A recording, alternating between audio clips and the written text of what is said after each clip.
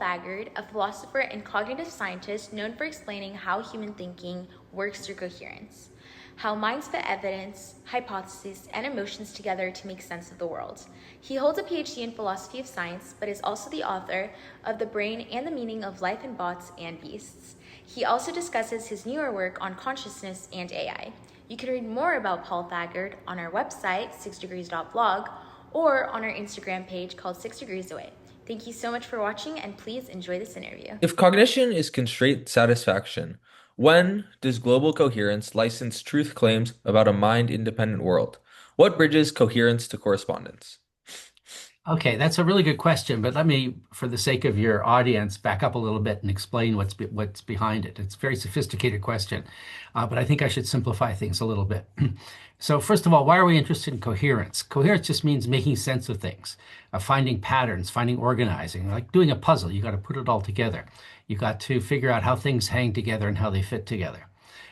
So this is an old idea that was popular in philosophy going back to the 19th century.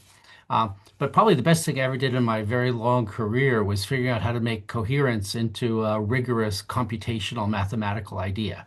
And I did that in a paper I published in the late 1980s. And so that provided the basis for saying that when we think and when we are making inferences, we're usually trying to achieve coherence. We're trying to make sense of lots of things. So I think that coherence really is a big part of human cognition, not just as a matter of things fitting together, but much more specifically as a matter of satisfying constraints. So think of what you're doing a puzzle. When you're doing a puzzle, you've got the different pieces and they have to fit together, but they're constraints. You can't put two pieces one on top of the other. You have to figure out how the holes fit together into the different tags that they've got. So you got to figure out how you can fit things together in a way that satisfies all those constraints.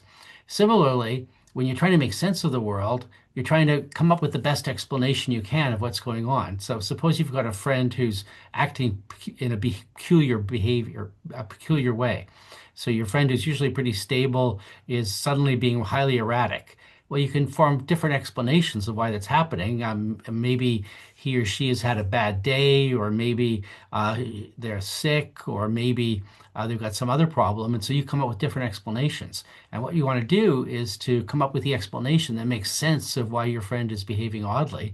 And you've got to satisfy all these constraints about what are the pieces of evidence you've got and what are the competing hypotheses that might explain why they're behaving that way. So that's the coherence part. But your question points to something else. We want not just coherence, we want truth. We want to get it right. So how do you go from coherence, fitting things together, into getting something that's how the world actually is, getting at truth? That requires us to do this really systematically. I mean, first of all, we've got to rely heavily on observations. So how do we get a connection with the world? Pure thought won't do it. Just by telling stories or making up thought experiments or generating hypotheses, that won't give you any hook on the world. But observations do, because observations come about because our eyes are causally connected with the world. And so that's important. But over the history of human science, going on for thousands of years now, people have figured out better ways of doing observations. One of them is using instruments. So we can use telescopes and microscopes and thousands of other instruments that scientists use to get a better hook on the world. So we not only make observations, we can get better observations through instruments. But then we can do it even better using something that's a relatively recent introduction in human thought, which is by doing experiments. We can try to control the situation and see how things behave. So that gets us observations that are even more informative about the nature of the world. So the first step we have to do if we want to make a jump from coherence to correspondence to the world, to truth, is to start with observations and experiments, instruments. That makes sense? Mhm. So Okay. a bit more All right, so here. Uh, sorry, sorry, you're cutting out a little bit. Uh, okay, what so was that's the first thing. That's the first thing we need to do is base our inferences not just on coherence with anything, but particularly with observations, experiments, and instruments. But now there's other things that we can do that are much more at the intellectual level. First of all, you don't want to accept just the first hypothesis that occurs to you. It might be coherent, you think, but if you haven't systematically compared it with the alternatives, you've got no basis for accepting it.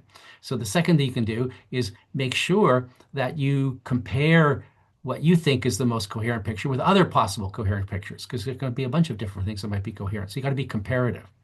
Uh, the third thing that you can do to really get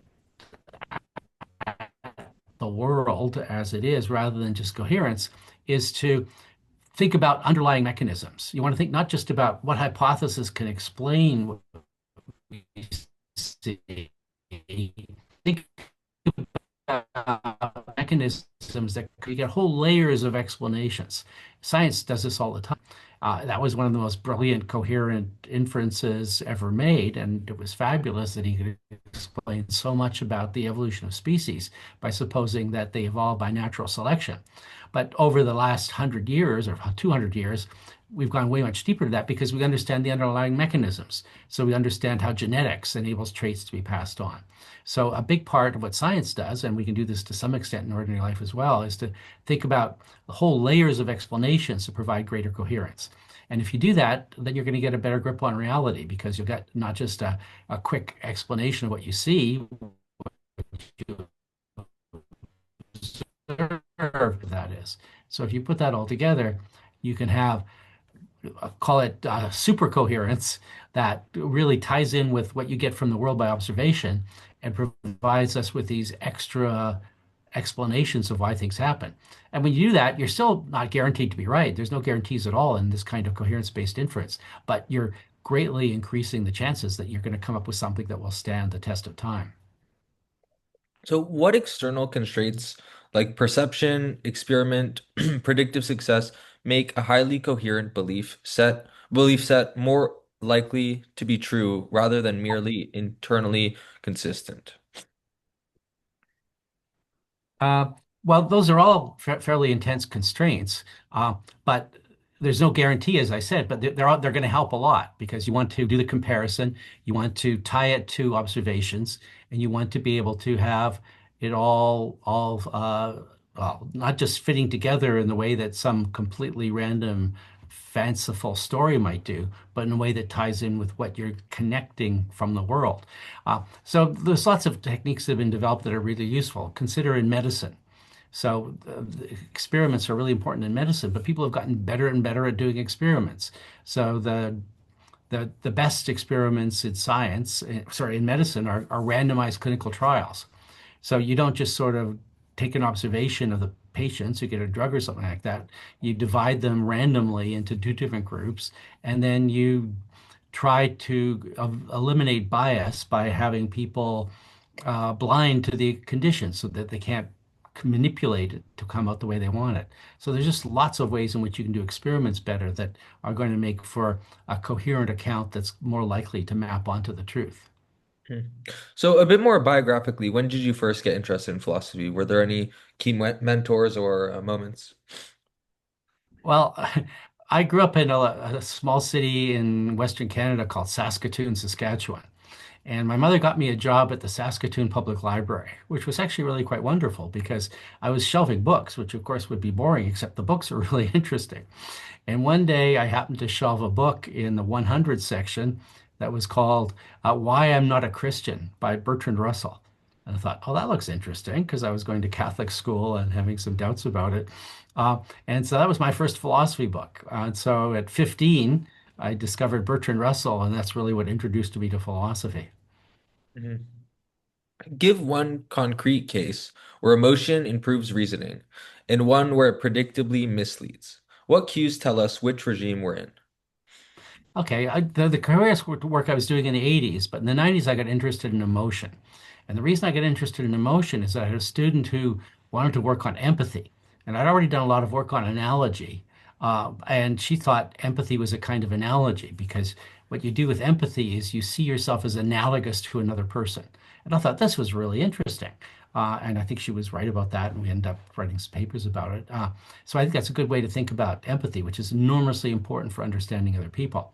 But empathy, of course, involves emotion. And so I had to get interested in emotion, and that's been one of my major interests ever since. So emotion affects our thinking enormously. It's not just coherence, it's coherence that gets very, very much tied in with what's going on in our bodies and with our fundamental goals. But this is both a good thing and a bad thing. So emotions are really important for our coherence because for our cognition in general, because they tell us what's important. You can't think about everything. You got to focus. And for humans, this is one of the powerful things about the human brain is that our emotions focus on what really matters to us. This is a crucial difference between humans and the new artificial intelligence models. I've got a book coming out from MIT Press on the new AI. And one of the big difference is that when we are thinking, we can focus on what's important based on our emotions because we have our fundamental goals, our relationships, our survival, our physiological needs. These all provide emotional motivations. So that's all really important to us. So that's the way in which emotion is good for us. But sometimes emotions really distort our cognition. So one main way is something that psychologists call motivated reasoning. So what happens in motivated reasoning, instead of looking at the evidence the way I described, instead of looking at the evidence and the experiments and the instruments and so on, you just go with what you want. It's wishful thinking. But psychologists have come up with a much more elaborate account of how that works. So we all do this, no matter how much philosophy and logic and probability theory and math you've got, every human being is still subject to it. So everybody has their goals, and it's natural for us to distort our inferences based on the goals. Everyone wants to think, oh, I'm going to be famous, or I'm going to be rich, or at least I'm going to be somewhat successful, or at least I won't die in a ditch. So all that is stuff you should have good evidence for, but you don't want to adopt it just from the basis of motivated reasoning. So motivated reasoning is something we all do, and it's a case where our emotions really do distort our thinking. So what we need to be able to do as rational human beings, and sometimes we are rational, is work out a balance here. We want the emotions to point us to things that really do matter, including, according to my theory of the meaning of life, love, work, and play. So those are all things that are really important. But we also need to make sure that our particular inferences aren't distorting us. Medicine's a good example. So we all want to be healthy. We're all motivated to be healthy. But if suddenly you find a big spot on your back, and now you should get it checked out. You get a doctor to check it out, make sure it's not something like skin cancer. But people will instead do make motivated reasoning. They'll say, "Oh, that can't be anything. That's just a little spot from the sun." So that's a case where the emotions are distorting. You're afraid that it might be something serious, and so you reach the conclusion that it's not something serious, and that could lead to death in some extreme cases.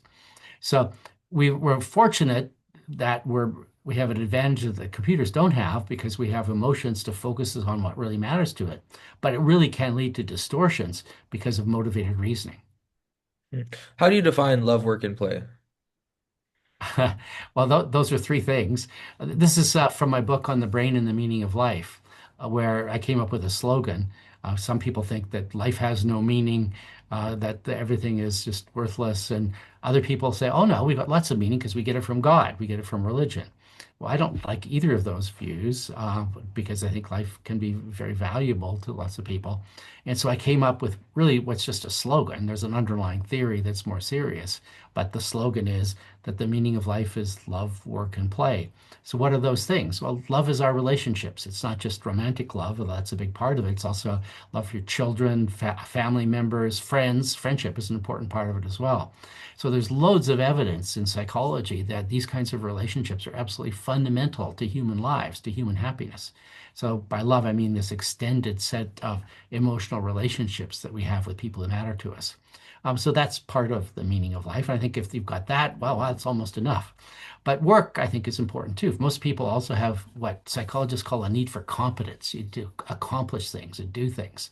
So that can be running a podcast, or for me these days, it's mostly writing books. I've got a new book on consciousness that just came out from Oxford University Press that I had to mention somehow. So that gives me a great sense of achievement.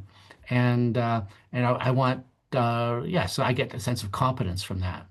And I used to think when I first heard a remark of Freud that love and work were enough meaning in life. But then I had a friend who said, what I like better than anything else is rock climbing. And it was clear to him that rock climbing, which is not love and is not work, is the most important thing in his life. And I realized, no, play is important too, because we've got lots of different pastimes. And depending on the stage of your life, play can be really important. You take a little kid, a 3 or 4 year old, what do? They play. You know, they don't. Hopefully, they've got love from their parents and siblings, but they've also spent a lot of time just playing. And even when you're old, and especially when you hit retirement age, you got lots of time to play. I've got a brother who's retired, and what's important to him, golfing, walking his dog. It's really playing is much more important to him than work, although love is still important to him too. So I think you can have all three of those. And if you've got all of them working for you and you've got a nice balance between them because you don't spend all your time just working or all your time just playing, but have the balance, then you can have a perfectly meaningful life without having any kind of religious backing for it. Mhm. So how do you think the balance between love, work, and play will change in the future with AI? Well, that's a really tough question, and it's very hard to predict because right now, the AI is having a huge impact in the world, and predicting what's going to be like even a year from now is extremely difficult. One thing that's highly threatening, especially for people of your generation, is what's going to happen to work? Because AI, these models are really powerful. Some people say, "Oh, don't worry about it because they make a lot of mistakes," which they do, and they're not as smart as people yet. Well, that's all true, but they're getting to do more and more. I use AI models all the time now in my research, and I'm just astonished at how powerful they are. I ask them really difficult, profound questions in philosophy and cognitive science, and often I get really smart answers back. Basically, I think it's making me smarter than I would be otherwise. So I think they're really powerful, but that's very scary. If I were young now, I'd be really worried. What are you going to do? Oh, if suppose you were thinking of becoming a software engineer, both my sons are software engineers. Does this mean their jobs are going to be obsolete because all the code could be produced by machines? We don't really know. I just read that even plumbers are using AI a lot. Jeffrey Hinton, who does fabulous work both on producing these new AI models, but also warning about their dangers, says, well, plumbers are going to be safe because you got to interact with the world. But I just read that plumbers are using these AI models a lot because it helps them with their paperwork. It helps them with learning out what regulations are, and even sometimes for helping them with tricky problems. So the AI is going to be big in all of these different areas. Now, where this would be horrible is if it messes up love, work, and play. I don't think it'll mess up play so much, but work is already seriously threatened because so much that's been valuable for people to do is going to be done by the machines instead. So that's really worried. It's also threatening for love. I'm just absolutely appalled at hearing about the number of people who are having personal relationships with AI models. Now, these personal relations, as I said, the love part is so important to people, including things like friendship. But you can't really be friends with a machine because they have no emotions. They're just faking it. These machines, I've done a lot of interactions, can fake empathy really well. They can say things like, well, I know how you feel, but they don't because they have no feelings. Well, how do I know they have feelings? Because my theory of emotion says you have to have not just the reasoning that goes on, you have to have inputs coming from your body. And so it's what's happening in your heart rate and your breathing rate and your hormones and your muscles. All these things are contributing to the emotions you have. But this ChatGPT is brilliant. It can talk to 800 million people around the world every week, but it doesn't have any emotions because it doesn't have a body. It doesn't understand you. It can't have empathy because it doesn't have any emotions to compare with you. But people are getting sucked into it and many other similar things. And they're having love affairs because they seem to be getting encouragement from a machine that seems to really understand them and has been set up by the people who program it at OpenAI to be really nice to you, to be encouraging you. I mean, I get sucked in too. I asked it I thought a really cool question, and it said, "Excellent question." Well, I felt good, but that's really stupid. It doesn't know what excellence is. It's just basically playing me. So I think AI, and I go into this in great detail in the book it's at MIT Press now, probably come out in about a year. It's just a huge threat to the love aspect of meaningful human lives. Mhm. So what's the problem if it's faking empathy versus true empathy that a human's feeling? Well, see, it has to do with the nature of relationships. So we all want to be understood. We all want to be appreciated. And when that comes from a person, whether it's a romantic partner or a good friend or a family member, You've got somebody who really does understand you and care about you. But the understanding means appreciating what your emotional state is, what's bothering you or what's difficult. And uh, and the AI systems are really good at faking it. Why are they so good at faking it? Well, it's because they've read everything. They've read all the psychology textbooks, they've read all the psychology journals, they've read all the novels. A lot of human understanding actually comes from reading novels. If you want to be good at empathy, if you want to be good at being a good friend or understanding other people, read a lot of novels, not crap novels like pop bestsellers, but the people by novels by people like Tolstoy and Jane Austen, and I mean, there's lots in the 20th century as well who actually understand people and put their stories in there. But we get under empathy that way, and understanding of other people that way, and we can actually care about other people. But the machine just fakes it because it's got this huge database of text that it's gone through. So you can't have a really loving relationship with a machine that can't love or care for you. Whereas with people, this is one of the very best things that you can have in your world. Hmm.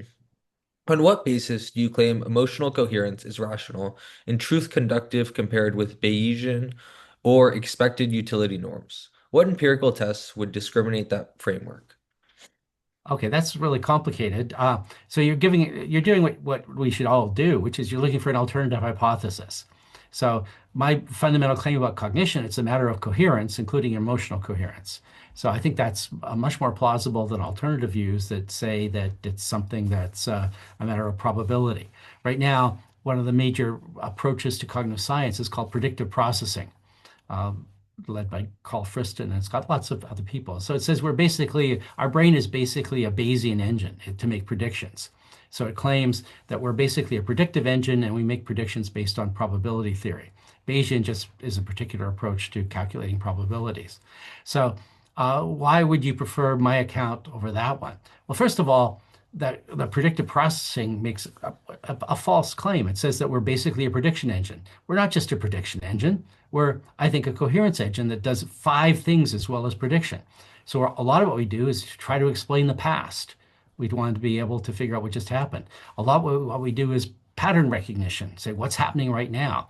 If you look out your back window and you see a little animal, what is it? You're doing pattern recognition to determine if it's a squirrel or a cat or a dog or whatever. So that's a big part. A big part of what we do in cognition is memory. We have to figure out what's important enough to put in memory. But how do we get importance judgments? Well, we have to do that based on our our um, our emotions. Our emotions tell us what's important enough to put in memory.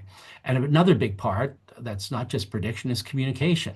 So given the importance of human relationships, we need to communicate with other people. So there's all these 6 things we do in addition to prediction. So I think that's just not a good view.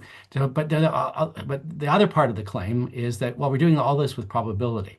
So why do I think it's coherence rather than probability and the version of that economists like, which is calculations of expected utility? So the way you make decisions, according to the economists, is we combine probabilities and utilities. You can put them together into expected utilities. So why is that less plausible, I think, than the emotional coherence story? Oh, there's a whole bunch of reasons, both psychological and philosophical and computational. So let me start with the computational one. Anyone who's programmed with Bayesian models, and I have, knows that they're really inefficient. They're actually computationally intractable. That means that the amount of computing resources required increases exponentially with the size of the system. So if you just got a few probabilities, well, that's no problem. You can do that calculation. But if you want to make a complex inference of the sort that people do when they're trying to make an important decision in their lives, it blows up very, very quickly. So that's a computational reason. The second is the philosophical reason, which is what the hell do they mean by probabilities? This is actually a wonderful philosophical question that I studied back when I was an undergraduate. And there's a half a dozen different interpretations, and they never answer that question. So I think probabilities are really useful when they're frequencies, when they're based on observations in the world. But Bayesians usually suppose that they're subjective probabilities. But if there's just subjective beliefs, well, why is that telling you anything about how the world is? So I think there's a huge problem, a philosophical problem of the interpretation of probability. The psychological problem is there's lots of evidence from a long psychological tradition that people aren't very good at probabilities. The famous people in this are Kahneman and Tversky. Kahneman got a Nobel Prize for this work. And it's just incredibly important work showing that people are just not good at probabilities. So psychologically, that suggests not. It's actually really interesting how the new AI systems work. You might think that if probabilities are so powerful, they'd be probability engines. No, they aren't. Just ask them. No, they don't. They use completely different algorithms. And I actually haven't asked this question, but I think they could probably tell you why they don't use probabilities because they're computationally inefficient. Instead, they use neural networks based on, well, I think it's fair to call it constraint satisfaction, although that's not an explicit part of the AI models. But anyway, they're using neural networks, not probabilities, to make these incredibly powerful inferences. So I think there are good philosophical, psychological, and computational reasons to think that the Bayesian account that we think with probabilities is just not very plausible. Mhm. So you obviously do a lot of work in cognitive science and philosophy as well as AI. Are you familiar with the whole idea of uploading your consciousness or making a copy of your consciousness into a computable format? Sure. Ray Kurzweil is the most famous advocate of that. He's an engineer at Google, and he's got a fabulous track record as an inventor. But here I think he's completely wrong. He just doesn't realize how hard it is. For one thing, he doesn't have a very good understanding of the brain. And secondly, he doesn't have a good understanding of thought. What he's missing about thought is the importance of consciousness. I mentioned already my new book, which is a claim that consciousness results from four brain mechanisms. But consciousness is really fundamental to our thinking, and it's really fundamental to our emotional lives because emotions are conscious experiences, one of four or five different kinds. So you don't want to just, you wouldn't, what would be the point of just uploading your abstract cognitions into a computer? Are you leaving behind all your feelings, all your caring, all your emotions? That would be totally pointless. So that's one problem with Kurzweil's view. Another problem is he thinks that all this can be done simply by having robots run through a human brain and detect all the synaptic connections. But there's much more to your brain than just synapses. This is really a neuroscientific argument. I mean, the synapses between neurons are crucial, but there's so much else going on. Like neurotransmitters. I mean, all you need for synapses for excitation and inhibition is two neurotransmitters. And so you think, well, why do we have more? We actually have more than 100 neurotransmitters. We've got dopamine, serotonin, oxytocin, and of course all the hormones like testosterone and estrogen. All of these contribute to our emotional lives, to our conscious lives. And Kurzweil just ignores all that. And so the thing that he would upload to a computer just by mapping his synapses onto the computer hardware would just be this horrible, pale imitation of a human being and wouldn't amount to uploading our cells at all. So I don't think that's ever going to be feasible. What is the right division of labor between philosophy and neuroscience today? Which classical problems, such as consciousness, free will, ethics, and meaning, are now mechanistically tractable, and which remain extra neutral? Yeah. Well, I think the division of labor question is not the way to put it. What I look for is not division of labor. I look for collaboration. So the work I've been very lucky because I stumbled fairly early on in my career. Right after I got my PhD in philosophy of science, I started working with psychologists that I met when I was living in Ann Arbor, and it was through them I learned about artificial intelligence. And so ever since then, I've basically be working in all of those fields, computer modeling of psychology and philosophy.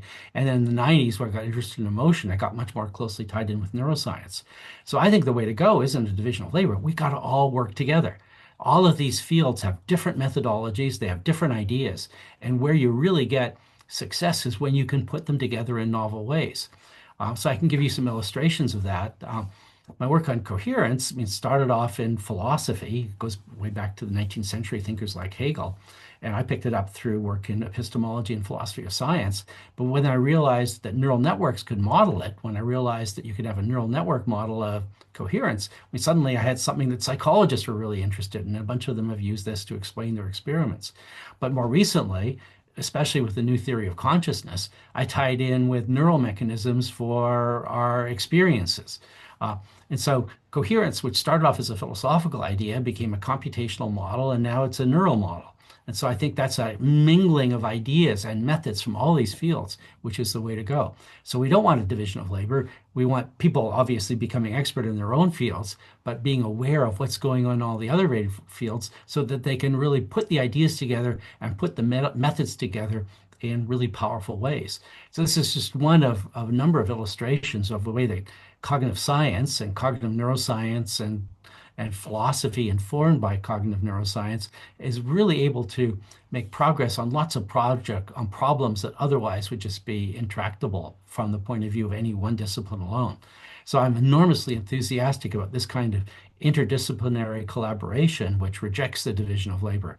But you have to have some of it because to become a computer modeler, to become an experimenter, or you've got to do a lot of work to get expert in it. So not everybody can be expert in everything. But if people collaborate, if you can work with people in other fields, or at least are aware of what's going on in other fields, then you can get these wonderful interdisciplinary combinations, which I think are the most powerful way to go. Do you view philosophy as almost as provable as any other science? Provable is too strong because provable, that's a world from mathematics. There aren't proofs, but there can be coherent stories, but they're not just stories, they're the best explanations. So I think philosophy is continuous with the sciences and gets tightly integrated. Where I've developed this most is in my book, Natural Philosophy, 2019 book from Oxford. And so what that does is show much more detail how philosophy can be tied in with psychology and neuroscience. So does that make it provable? Well, no, because we don't have proofs in any of those fields. But what we can have is coherence. So you could take the most deep philosophical questions about what the nature of mind or the nature of morality even, and you can come up with something that's not proven, but it's plausible as coherent because it fits very well with things that are empirical. What we know about human minds, what we know about human brains, what we know about human societies, because the social aspect is really important as well. Mm. Are you all at all religious yourself, and has your background in philosophy influenced that? Well, I told you the story already of how I discovered Bertrand Russell at 15, and when he argued, when he explained why he's not a Christian, I found all his arguments completely compelling. So no, I left religion behind a long time ago. Mhm. Coherence theories are often accused of sliding towards idealism. What form of realism do you endorse that preserves coherence's epistemic role without making truth mind dependent? Sorry. Yeah. Yeah, I think that's really important because people tend to slide from a coherence view of knowledge into a coherence view of reality, of truth. And I think that's a mistake. I think that if you're careful about it, you can have a coherence view of knowledge, which I do have, but don't go into a coherence theory of truth because we've got loads of good arguments for thinking that the world is independent of us. One of them is look how hard it is to do scientific experiments. You can have the best experimenter in the world who's got what he or she thinks is a fabulous idea, but then sometimes reality just doesn't agree. The experiment fails. Every psychologist I know, and I've known a lot of really good ones, has had failed experiments. But they're principled enough to realize that they can't just motivate their way into accepting things anyway. So you got to take reality as there. You got to do the experiments right, the instruments right, the observations right, and then when you do that, you can build a coherence view that isn't just spinning in the air like a fairy story. It's in fact something that you have some reason to believe corresponds to the world. And you get that from various ways. We can do things in the world. We can build computers. We can cure some diseases. We can have all sorts of amazing technologies that depend on getting the world right based on our coherent theories. And then, of course, we sometimes get rid of our coherent theories too, because we realize they weren't coherent enough. So the history of science is partly history of failure, which is great. That's exactly what you want when you realize, oh, that just doesn't fit well enough with the world. And so the fact that it's all internally coherent is not good enough. So I think it's completely consistent to have a coherence theory of knowledge and a correspondence theory of truth that says the more coherent our theories get, the better chance they are of actually corresponding to the world. Mhm. Looking back, what were the key turning points that changed your mind, especially your shift towards viewing AI as a near-term risk, and what principles guide your willingness to revise theories? Um, well, for revising theories, they're basically the things that I've just talked about, which is considering the evidence. considering the evidence and alternative hypotheses. If you realize that someone has a better hypothesis than yours, then you should change your theory. And I've done that sometimes. But most recently, the biggest thing that changed my mind about AI, which I've been following since 1978, was ChatGPT. When that came out in November of 2022, I started playing with it. I couldn't believe it because I just published in 2021 a book called Bots and Beasts from MIT Press that said AI is probably a decade or a few decades or maybe 100 years away. I was just wrong. I mean, as soon as I started playing with ChatGPT, I realized it was wrong, and I started doing more systematic tests. So I talked about this kind of explanatory coherence inference, which I've worked on really for decades. So I thought, well, can ChatGPT do this? So I set up a bunch of benchmarks. I've got a paper that's available on archive, but it's part of my book, and it's been published in a collected volume. But basically, I decided to do tests. How good is ChatGPT at explanatory inferences? That is, finding something that's puzzling, generating hypotheses, and evaluating them. And I quickly found, to my honest astonishment, that it's really, really good at it, both at generating hypotheses and explaining. So that's why, in a stretch of from roughly November 2022 to a few months later, I just changed my mind about AI as being something not just interesting as a methodology, but absolutely have pivotal significance for human life. Uh, and that eventually led to the new book. So that was a major shift for me that took place when I realized that AI, because the transformer mechanism that was used for ChatGPT and other similar models was so powerful, this was just going to be changing human society. And so that's why I wrote the new book. But that was a major shift based on evidence from the performance of these new models. So what does writing and publishing a book, what does that timeline look like? Well, it varies a lot from different people. I've been fortunate that I retired from teaching 9 years ago. Mhm. So I've been able to write full time because I don't have to spend marking papers and going to meetings and things like that. And in that 9 years, I've had 8 books. But people, if you talk to writers, that's not a normal kind of time. I like writing; it's fun, and I've got lots of techniques that I've learned, lots of good habits that I've acquired. But most people don't produce a book a year, unless, of course, they're writing mystery novels. But that's a different sort of the game altogether, because that you can just make up. Mhm. And lastly, we ask all of our interviewees, how do you define success personally and professionally? Well, I'll go back to what I described as the meaning of life. Love, work, and play. I think you'd have to have all three of those. So the work part, sure, my success in academia is doing things like writing books and publishing articles that get cited by other people. So that's all very satisfying. But that's not all that life is about. I've got good friends, uh, and I've got good relationships with my sons. So that's all really, really valuable to me. Um, Play well. Hey, the Blue Jays are in the World Series.